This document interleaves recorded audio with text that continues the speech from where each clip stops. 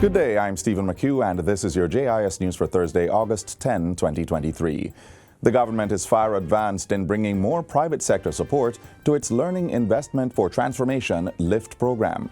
Minister without portfolio in the Office of the Prime Minister, Dr. Dana Morris-Dixon, says a memorandum of understanding was being pursued with the Private Sector Organization of Jamaica, PSOJ.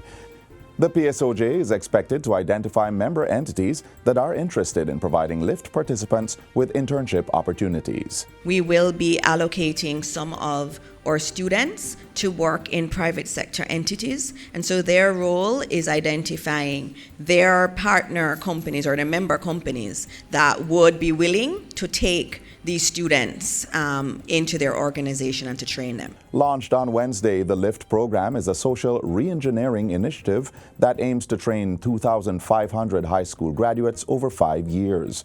They will undergo 8 weeks of skills training before a 1-year job placement, during which they will receive a monthly stipend of $85,000.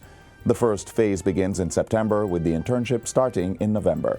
Interested school leavers may apply online at the HEARTNSTA Trust website or the constituency office of their Member of Parliament. Applications remain open until August 31.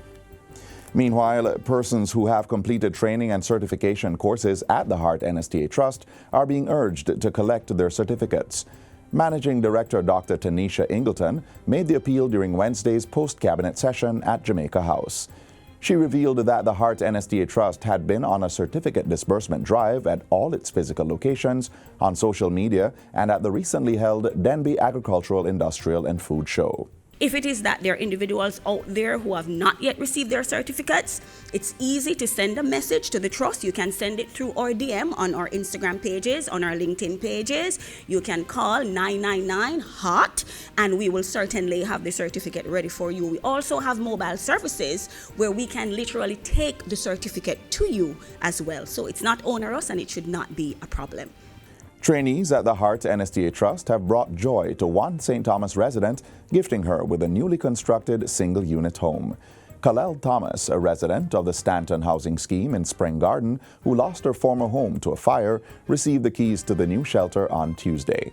Today I am so glad, because tonight I can relax. Yes. I can push away the curtains. Yes. And I can catch up my foot. Yes. And my little tiny house. And so I will say a lot of thanks to all who stretch forth their hands towards me. And I pray their food basket may never run dry. The HEART trainees built the unit at a cost of $4.7 million under the agency's Tiny House project, which aims to construct 6 homes and restore another to livable condition. The roofing and painting was undertaken by HEART trainees at the Buff Bay Vocational Training Center, while the electrical works were carried out by the Port Maria Vocational Training Center. Managing Director Dr. Tanisha Ingleton also reveals that the bed donated was built by the HEART College of Construction Service in Portmore. Bedding and curtains were provided by the Garmix Academy, while kitchen fixtures, inclusive of cupboards and countertops, were built by the Port Maria Vocational Training Center.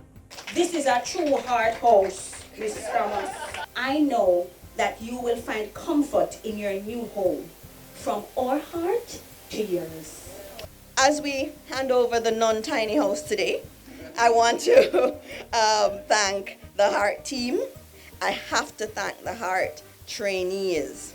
And when you see a house like this, it tells you that we're doing good training. A refrigerator and stove were also donated by Member of Parliament for St. Thomas Western, James Robertson, while a 600-gallon water tank was provided by Member of Parliament for St. Thomas Eastern, Dr. Michelle Charles. The agricultural landscape of Jamaica is set to be modified as part of a new government program to boost the country's food security. The Ministry of Agriculture will lead the charge with the new Food Security, Agribusiness Development, Climate Change Technologies, and Export Expansion Face of Food Initiative. Minister Floyd Green reintroduced the initiative that he first proposed in 2021 as he addressed a recent stakeholder engagement at the AC Hotel by Marriott, Kingston. The program will focus on a variety of crops, including yam, breadfruit, sweet potato, ackee, and mango, as well as small ruminants and aquaculture.